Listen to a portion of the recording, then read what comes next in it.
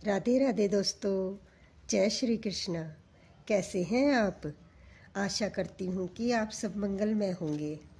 आज हम जानेंगे प्रदोष व्रत की संपूर्ण पूजा विधि एवं व्रत कथा।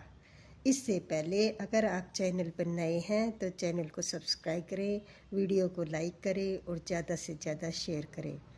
आइए अब जानते हैं प्रदोष व्रत की पूजा विधि। प्रदोष व्रत के दिन सुबह जल्दी उठ जाएं, नित्य कर्म से निवृत्त होकर भगवान श्री भोलेनाथ का स्मरण करें और व्रत का संकल्प लें। इस व्रत में आहार नहीं लिया जाता। पूरे दिन उपवास रखकर सूर्यास्त के 1 घंटा पहले स्नान आदि कर साफ वस्त्र धारण कर लें, क्योंकि प्रदोष व्रत में शाम की पूजा की जाती है। पूजा स्थल को गंगा जल से स्वच्छ कर लें।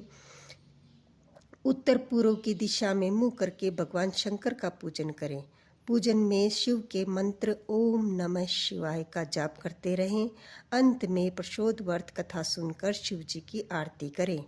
इस व्रत को 11 या फिर 21 त्रयोदशी तक रखा जाता है और फिर इसका विधि विधान उद्यापन करना होता है।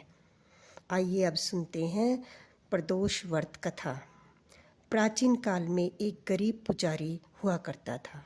उस पुजारी की मृत्यु के बाद उसकी विधवा पत्नी अपने भरण पोषण के लिए पुत्र को साथ लेकर भीख मांगती हुई शाम तक घर वापस आती थी।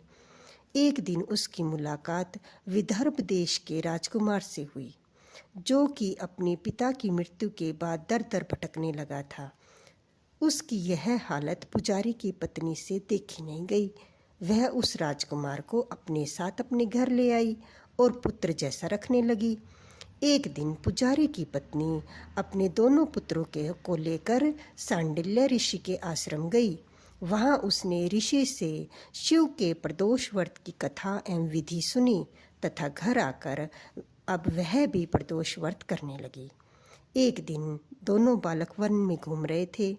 उनमें से पुजारी का बेटा तो घर लौट आया, परंतु राजकुमार वन में रह गया। उस राजकुमार ने गंधर्व कन्याओं को क्रीड़ा करते हुए देखा तो उससे बात करने लगा। उस कन्या का नाम अशुमति था। उस दिन वह राजकुमार घर देरी से लौटा।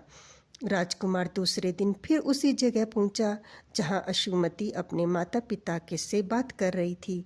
तभी अशुमति के माता पिता ने उस राजकुमार को पहचान लिया तथा उससे कहा कि आप भी तो विदर्भ नगर के राजकुमार हो ना, आपका नाम धर्मगुप्त है।